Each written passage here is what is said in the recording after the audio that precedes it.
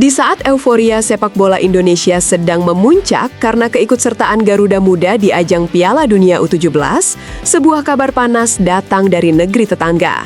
Kabar yang bukan sekedar berita biasa, tapi sebuah peringatan keras bagi seluruh sepak bola Asia Tenggara tentang ambisi, jalan pintas, dan konsekuensi besar yang harus dibayar.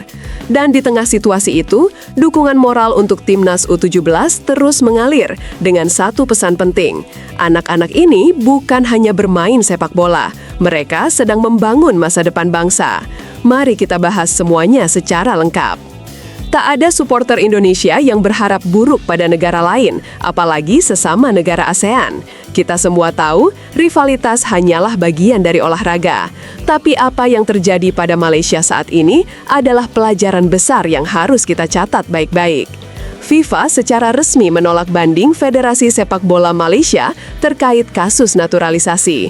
Dan ini bukan masalah salah input data, bukan kekeliruan administratif, tapi pemalsuan dokumen pemain secara sistematis. FIFA menyebut bukti-bukti mereka sejelas matahari. Ada pemain yang diklaim punya darah Malaysia karena kakek neneknya disebut lahir di Melaka atau Kuching. Tetapi faktanya, dokumen resmi menunjukkan mereka lahir di Spanyol dan Argentina. Akibatnya, denda miliaran rupiah. 7 pemain dilarang bermain selama 12 bulan, reputasi nasional tercoreng. Dan setelah banding mereka ditolak, FEM justru berencana naik tingkat menggugat ke pengadilan Swiss. Supporter Malaysia bahkan sempat membuat unggahan dengan tulisan pahit, "Game over Malaysian Football."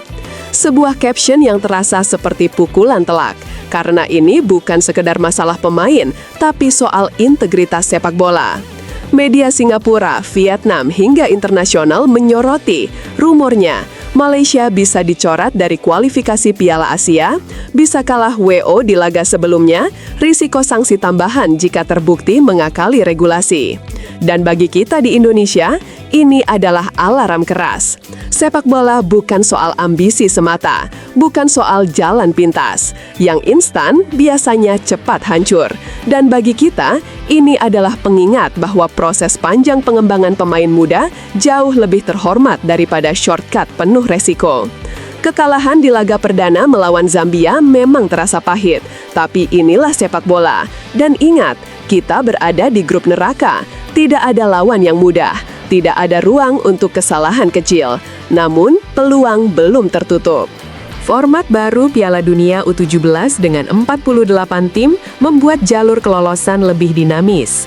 Ada 2 cara untuk tembus ke 32 besar. 1. Menjadi runner-up grup. 2. Atau jadi salah satu dari peringkat 3 terbaik. Dengan poin yang hilang di laga pembuka, target realistis kini adalah rute kedua. Itu artinya, wajib menang lawan Honduras. Lawan Brasil, minimal tidak kalah besar. Selisih gol akan menentukan nasib. Inilah fase di mana semua detail penting. Tiap tackle, tiap pressing, tiap keputusan kecil bisa menjadi pembeda antara pulang cepat atau menulis sejarah. Dan di balik semua itu, ada satu hal penting yang harus kita pegang. Mereka masih 17 tahun. Mereka bukan hanya bertanding, mereka sedang belajar menjadi masa depan bangsa. Saat sebagian supporter mulai gusar, satu sosok berdiri memberi pesan menenangkan, Ratu Tisa, Waketum PSSI. Bukan marah-marah, bukan menyalahkan, bukan menuntut muluk-muluk. Justru beliau berkata, nikmati prosesnya, jangan terbeban. Inilah bentuk dukungan yang matang. Inilah cara berpikir federasi modern, bukan menuntut instant result, tapi membangun dengan visi panjang. Pemain-pemain muda kita tidak perlu ketakutan. Mereka tidak harus menang demi memuaskan komentar media sosial. Yang mereka harus lakukan hanya satu, belajar, tumbuh, bermimpi besar. Karena pengalaman melawan tim kelas dunia seperti Brasil, Zambia, dan Honduras adalah investasi seumur hidup. Itu tak ternilai. Dan sebagai supporter, kita punya tugas penting. Jangan menghujat, jangan menambah beban. Jadilah pelindung mental mereka. Mereka berjuang untuk warna merah putih. Sudah cukup berat beban yang mereka pikul. Setelah laga kontra Zambia, pelatih Nova Arianto tidak menunduk terlalu lama, tidak tenggelam dalam kekecewaan, tidak menyalahkan pemain. Justru beliau berkata, belajar, perbaiki, fokus Brasil.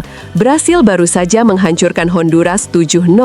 Ini bukan sekedar tim kuat, ini pabrik bakat sepak bola terbaik dunia. Dan melawan mereka bukan soal menang kalah. Ini soal mental, ini soal pengalaman, ini soal bagaimana kita bertahan di tengah badai kualitas internasional. Nova tahu tantangannya berat, tapi ia juga tahu bermain melawan raksasa adalah cara terbaik untuk tumbuh besar. Kita boleh berharap pada keajaiban, tapi yang lebih penting, kita berharap anak-anak ini pulang dengan kepala tegak, membawa ilmu yang tak bisa dibeli. Malaysia memberi pelajaran tentang bahaya shortcut. Indonesia memberi contoh tentang kesabaran membangun pondasi. Garuda Muda mungkin jatuh, tapi mereka jatuh ke depan. Dan bangsa besar bukan bangsa yang tidak pernah kalah, tapi bangsa yang terus bangkit dan belajar. Jadi untuk semua pendukung Timnas Indonesia, dukung, jangan tekan. Semangati, jangan hina. Percaya, jangan ragu. Karena hari ini mereka belajar, besok mereka akan menang. Dan suatu hari, kita akan berdiri di panggung dunia. Garuda Muda, kami bersamamu sampai akhir.